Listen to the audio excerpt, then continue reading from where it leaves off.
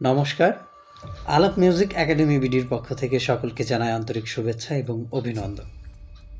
আমি সঞ্জয়।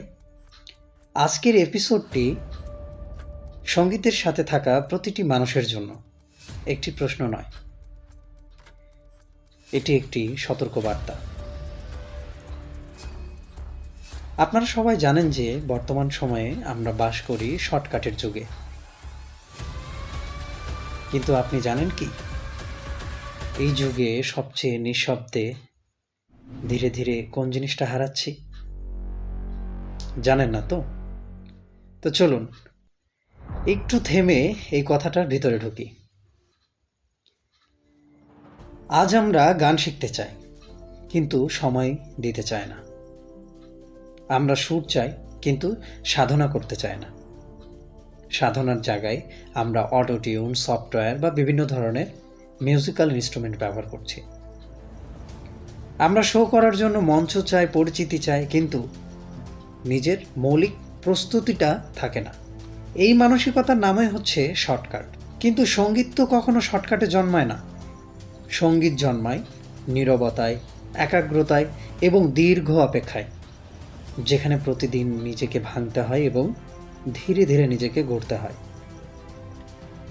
আপনি খেয়াল করেছেন, একসময় সঙ্গীত ছিল আত্মগঠনের পথ, সকলে সম্মান করত। কিন্তু বর্তমান সময়ে সঙ্গীত হয়ে যাচ্ছে দ্রুত ফল পাওয়ার কৌশল মাত্র। একটা সময় সঙ্গীতালয়ে অনেক সময় অপেক্ষার পর, অনেক পরিশ্রমের পর এবং অনেক সাধনার পরে প্রকৃতভাবে একজন সঙ্গীত শিল্পী হওয়া যেত। কিন্তু বর্তমানে গুরুজিদের চুক্তিভিত্তিকভাবে নিয়োগ করা হয়। কয়দিনে গান শিখবে, কতদিনে স্টেজে উঠবে এবং কতদিনে পরিচিতি লাভ করে সে একজন ইন্ডিপেন্ডেন্ট অথবা কোনো লেভেলের একজন আর্টিস্ট হবে। কিন্তু কেউ আর নিজেকে প্রশ্ন করে না, আমি কি সঙ্গীত বোঝার যোগ্য, বা সঙ্গীত আমার দ্বারা হবে কি হবে না। আর বিপদটা এখানে, বা যেখানে শুধু লক্ষ্য সঙ্গীতের ফল ভোগ করা, সেখানে প্রতিক্রিয়া হারিয়ে যায়। আর যেখানে সঙ্গীত আছে সেখানে প্রতিক্রিয়াই সব। উচ্চাঙ্গ সঙ্গীত সহজ নয়, এটা ধৈর্যের পরীক্ষা নেয়। অহংকার ব্যক্তির অহংকার ভাঙে এবং যারা সময় দিতে চায় না সঙ্গীতে, তাদের কাছ থেকে সময় কেড়ে নেয়।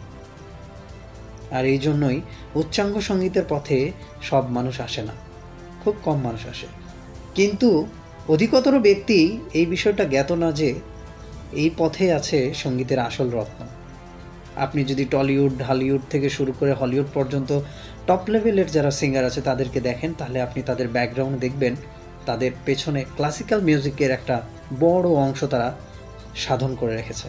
আজ আমরা সহজের খোঁজে ছুটতে ছুটতে সেই রত্ন হারাতে বসেছি। শর্টকাটে হয়তো গান শেখা যায়, কিন্তু সঙ্গীত বাঁচে না। আর বর্তমান সময়ে ধীরে ধীরে নিঃশব্দে সঙ্গীত আমরা হারাতে বসেছি। এখন আপনাদের কাছে একটা প্রশ্ন রেখে যাচ্ছি, আমরা কি সত্যিই সঙ্গীত ভালোবাসি, নাকি শুধু দ্রুত ফল ভোগ করার জন্য ফল ভালোবাসি? যদি সত্যিই সঙ্গীত বাঁচাতে হয়, তাহলে শর্টকাটে নয়, সাধনায় ফিরতে হবে।